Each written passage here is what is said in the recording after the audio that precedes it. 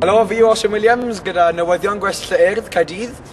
Dwi yma heddiw o flaen y Senedd yn bai Caerdydd gyda Rhys aelod newydd o Clwb Digidol yn Caerdydd. Rhys, sut wyt ti'n teimlo gyda Clwb Digidol yn Caerdydd?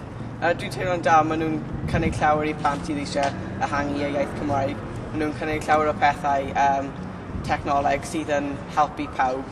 Maen nhw'n gallu helpu pobl gyda'r technoleg. Mae'n rhad hefyd ac mae'n gallu gwella iaith.